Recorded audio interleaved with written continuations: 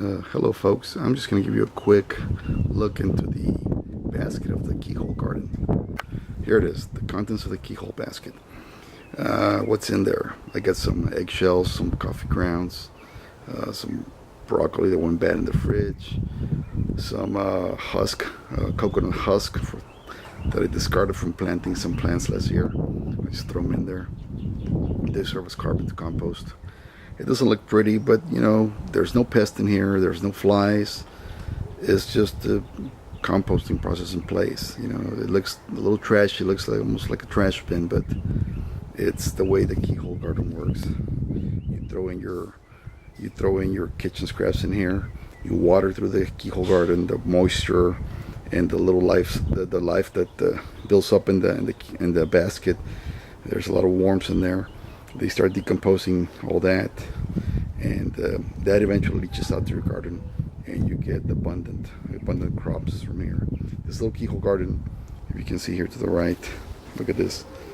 It is just producing like crazy. I mean, we cannot eat fast enough all this. I mean, a lot of this stuff is just going to go back to the earth. I'm just going to compost this because it comes to a point that as we approach spring, hotter days in spring, this gets a little bitter and it's no longer any good to eat.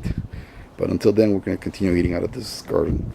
It provides abundantly, and there's a lot of empty spots here that haven't been they're seeded, but there's nothing come out yet. You see, here's a little kale coming out, and here's some spinach right there, a little spinach, and you got more spinach right there. So it's nice to come out here, get back from work. You come out here, get some greens, and then you have your dinner. And it's real fresh, real nutritious.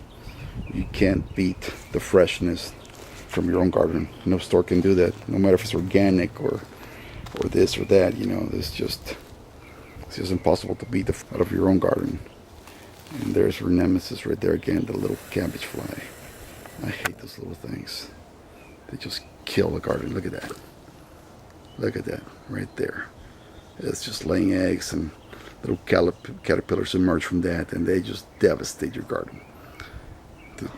The solution to that a lot of times is that you come and eat those leaves. I come and pluck the leaves off, and I eat them.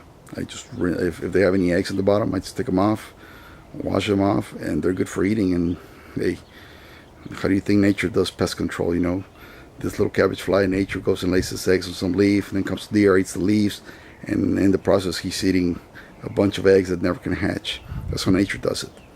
In the urban garden, it's a little more difficult because, well, I don't have any deer running through my backyard, so we just gotta look for creative ways to control this. And one of them is just to eat frequently from your garden. Just eat it. Don't wait till your garden is nice and big and beautiful to start cutting from it. Just as soon as the plants are a little bit out there, like this little small patch here that's it's not that big, but it's big enough, and you can just start cutting from here. Just cut and eat.